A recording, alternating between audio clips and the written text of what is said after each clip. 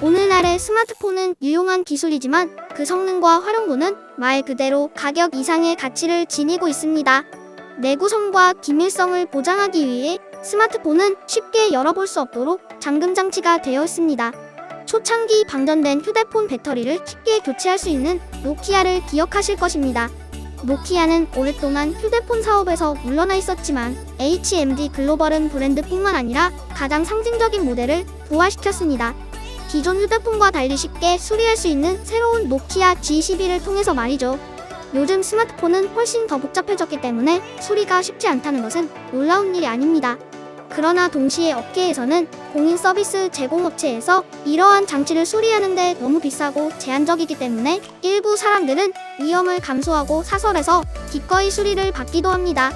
또한 휴대폰 제조업체는 이미지와 지적재산을 보호하는 데 매우 신중해 제품을 오래 사용하려는 장기 사용자에게도 불이익을 줍니다. 하지만 최근 스마트폰 제조업체들이 수리 제한을 완화하면서 상황이 서서히 더 나은 방향으로 바뀌기 시작했습니다. 당연히 애플이나 삼성과 같은 대형 브랜드는 여전히 극도로 조심스러운 태도를 보이고 있지만 HMD 글로벌은 그 대신 큰 도약을 하고 있습니다. 예를 들어 새로운 노키아 G12는 처음부터 쉽게 열고 수리할 수 있도록 설계되었으며 수리 전문업체 아이픽스잇과 제휴하여 교체 부품을 판매하고 가이드를 제공한다고 합니다. 물론 휴대폰의 모든 부품을 수리할 수 있는 것은 아니며 후면 커버, 배터리, 화면, 충전 포트만 교체품으로 제공됩니다. 하지만 기타핏과 드라이버를 사용하면 휴대폰 뒷면을 가열하여 접착제를 해체하는 작업보다 훨씬 쉽습니다. 또한 알코올을 사용하여 접착제를 녹이지 않고도 약간의 노력으로 배터리를 꺼낼 수 있습니다.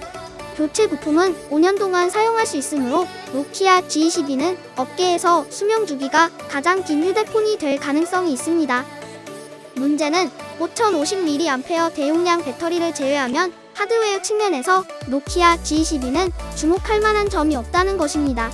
배터리를 교체하려면 여전히 약간의 작업이 필요하지만 HMD 글로벌은 배터리를 늘리려고 더 두꺼운 휴대폰을 사용하는 것보다는 이것이 대안이 될 것이라고 말합니다. 프리미엄 플래그십을 이렇게 쉽게 수리할 수 있는 수준까지는 아직 멀었고 언제 그 시점에 도달할 수 있을지도 미지수입니다. 다행히도 페어폰 및 이 새로운 노키아 G12와 같은 일부 제품은 매년 가장 최신의 화려한 모델을 보유하는 것보다 환경에 더 관심이 있는 사람들에게 새로운 대안을 제공하고 있습니다. 다음 기사입니다. 유리로 된 나뭇잎이 달린 샹들리에는 수생 생물을 사용하여 공기 청정기 역할을 합니다. 저는 샹들리에를 좋아하는 사람이 아니기 때문에 샹들리에를 두는 일은 없을 거예요. 하지만 꽤 흥미롭거나 우아하거나 독특해 보이는 것을 볼 때마다 멈춰서서 감탄하며 때로는 어떤 재료를 사용했는지 호기심을 가집니다. 하지만 솔직히 저는 꽃, 나무, 햇빛 등과 같은 자연스러운 것들을 더 좋아합니다.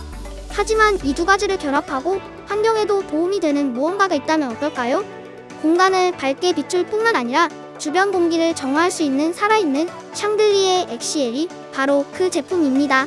이 샹들리에를 만든 엔지니어이자 생명공학 디자이너는 최초의 합성 생물학적 잎을 만든 장본인으로 이번 디자인 역시 이로부터 영감을 받았습니다. 디자이너는 샹들리에가 전시된 런던 디자인 위크에서 신진 인재상을 수상하기도 했습니다. 엑스헤일은 목조류가 들어있는 70개의 유리 잎으로 구성되어 있습니다. 이 성분은 샹들리에가 이산화탄소를 흡수하고 산소를 방출하는 역할을 합니다.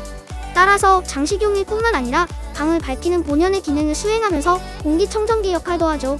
수생생물이 실제로 빛을 투과하기 때문에 녹색 빛의 미적 조명을 얻을 수 있습니다. 또한 전체가 모듈식으로 되어 있어 원하는 모양이나 필요한 방식으로 배치할 수 있습니다. 다음 기사입니다. 기후변화에 대한 창의적이고 생각을 자극하는 토마스 메디쿠스의 예술 설치물 휴먼 애니멀 바이너리는 재난의 위협에 직면한 동물 종의 4가지 단편적인 일러스트를 묘사합니다.